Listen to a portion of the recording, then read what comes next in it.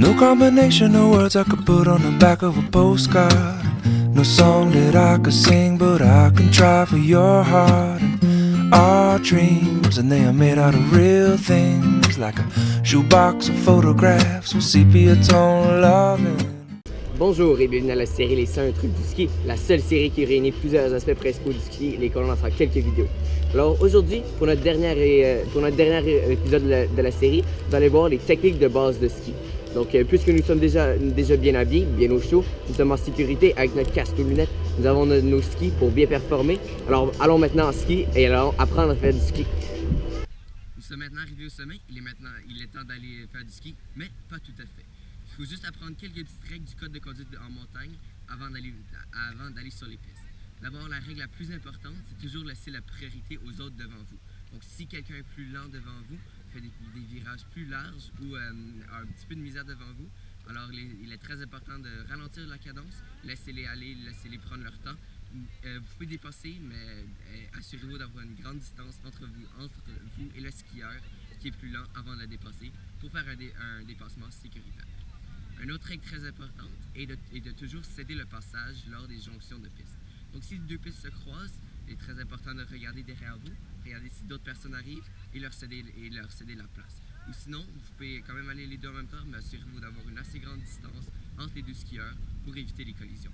La troisième et dernière règle, il est très important de ne pas s'arrêter en plein milieu des pistes. Donc il est très fréquent durant les longues pistes que le monde s'arrête sur le côté pour prendre des petites pauses, reprendre leur souffle. Seulement, par exemple, il est très important de ne pas s'arrêter en plein milieu des pistes. Ça peut bloquer le chemin à d'autres personnes. Donc, si vous voulez vous arrêter, arrêtez-vous sur le bord des pistes et non au milieu des pistes et juste derrière des grosses bosses parce que les personnes en arrière ne vous voient pas. Donc, c'est ça, on connaît maintenant toutes les petites règles. Allons faire du ski.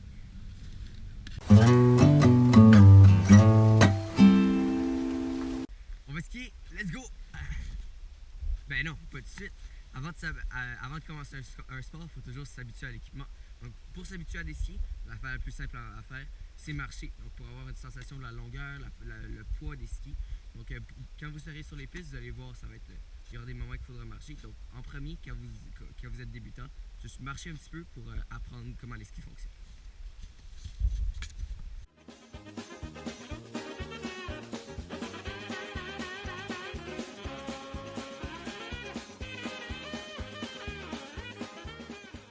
Donc une autre chose très importante pour apprendre la base du ski, c'est de savoir comment tomber. Ça peut avoir l'air niaiseux, mais c'est super important.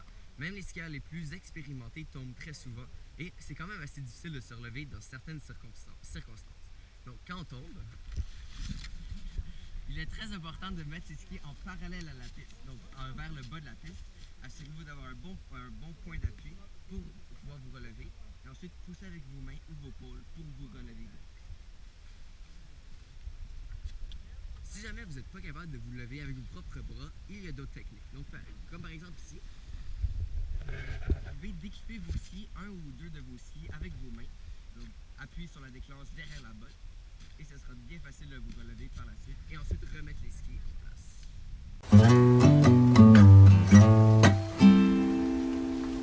Donc, après avoir appris à bien marcher et à bien tomber, c'est maintenant l'heure d'apprendre à freiner, une des choses les plus importantes.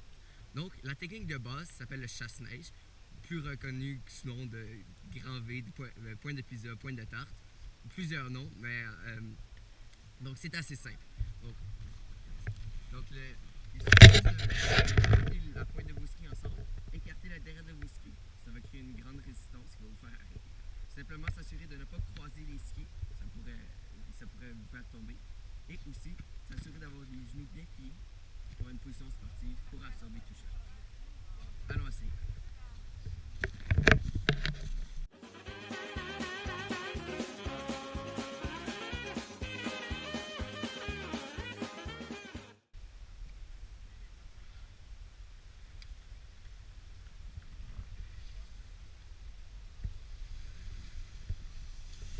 C'est facile. Donc, on a appris le freinage en chasse-neige que la majorité des débutants utilisent. Mais lorsque vous serez plus expérimenté, vous voudrez une autre façon d'arrêter. Donc, c'est là que le freinage en parallèle arrive en jeu. Donc, pour freiner en parallèle, il faut seulement mettre les skis en parallèle à la piste. Donc, si vous avez droit vers le fond de la piste, simplement faites une rotation de vos skis, que ça arrive en parallèle, ça va freiner automatiquement. Aussi, quand vous êtes en train de freiner, assurez-vous de bien fléchir les genoux. Donc vous allez tourner comme ça pour freiner, pour éviter toutes les bosses dans les genoux, puis pour absorber les bosses. Allons voir ça.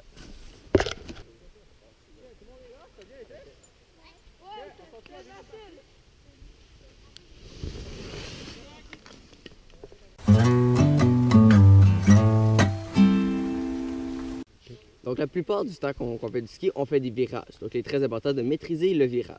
Donc à la base du virage, essayez de garder vos skis les plus droits possibles en tournant.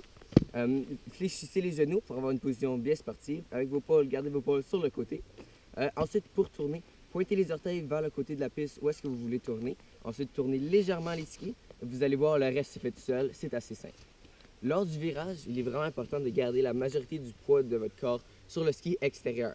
Donc si on tourne à gauche, on va garder la majorité du pied sur le ski droit pour accentuer la rotation du virage, ce qui va faire un meilleur virage. De plus, il est très important de garder une position en chasse-neige si vous voulez vous ralentir. La position en chasse-neige durant le virage contribue à s'assurer que la vitesse est sous contrôle et ne pas partir trop vite.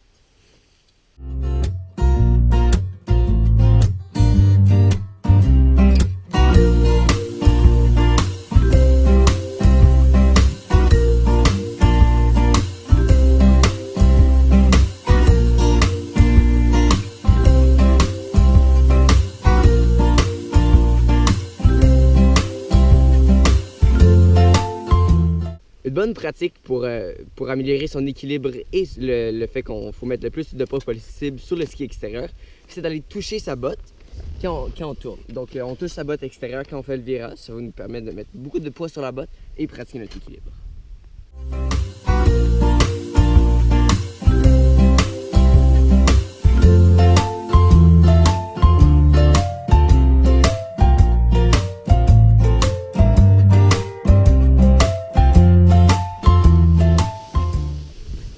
Si vous voulez faire l'exercice encore plus difficile, puis pour encore plus vous pratiquer, vous pouvez, en tournant, lever le ski intérieur de votre virage. Cela va faire que tout votre poids sera sur le ski extérieur, ce qui va améliorer votre technique.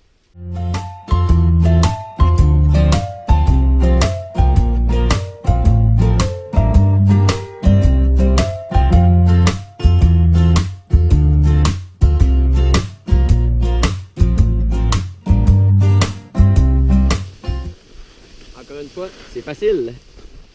Alors c'est déjà la fin de notre dernière vidéo de la série des 100 trucs du ski. Merci beaucoup de nous avoir suivis. J'espère que vous en avez appris beaucoup sur l'équipement, l'habillement et d'autant plus les techniques de ski. Donc j'espère vous revoir un jour sur les pistes. Bon ski! But baby, you hardly even notice when I try to show you. Song is spinning.